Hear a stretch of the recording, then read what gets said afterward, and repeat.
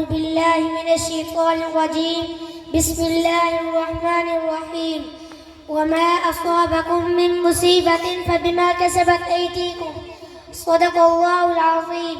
سب سے پہلے السلام علیکم ورحمۃ اللہ وبرکاتہ.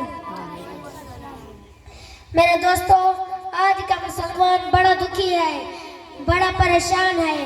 ہر طرف مصیبتیں ہیں، ہر جانب عذاب ہے. فرقہ واریت کا عذاب ہے، قتل و غارت گیری کا عذاب ہے، مہنگائی کا عذاب ہے، بیماریوں کا عذاب ہے، غیر ملکی تسلط کا عذاب ہے، IMF کے قرضوں کا عذاب ہے، ورلڈ بینک کے ادھار کا عذاب ہے، امریکہ کا عذاب ہے، روس کا عذاب ہے. میں کس کے عذاب اور کس مصیبت کا ذکر کروں؟ عذاب ہی عذاب ہیں، مصیبتیں ہی مصیبتیں ہیں.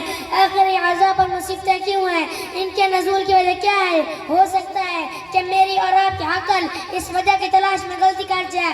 آئیے ہم دنیا کے سب سے بڑے حکیم اور سب سے بڑے انسان کے دربار میں چلتے ہیں.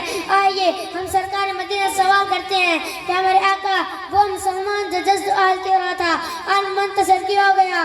وہ مسلمان جس کا سارا عالم پر غلبہ تھا آج سارا عالم اس پر غالب کیسے آ گیا؟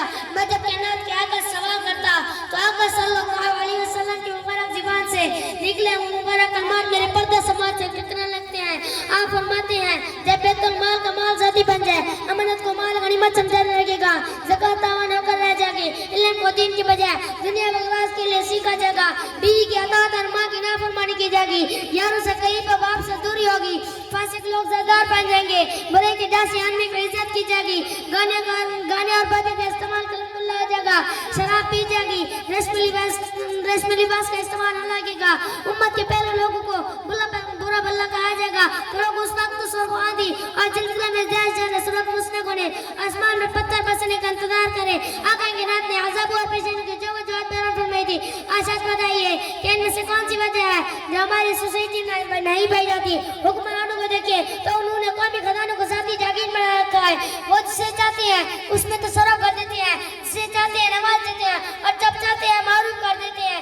اپنے چمچوں کرچوں کا لاکھوں کا پلاٹ کوڑی کے بھاؤ دے دیتے ہیں. گوئی اور فنکاروں کو لاکھوں روپے بطور انعام دے دیتے ہیں. سرمایہ داروں کو دیکھیے تو وہ زکوٰۃ دینے کے لیے آمادہ نہیں. علماء سب کو دیکھیے تو انہوں نے علم دین کو کمانے کا ذریعہ بنا رکھا ہے. اولاد کو دیکھیں تو والدین کے لیے دار سار بنی ہوئی ہے.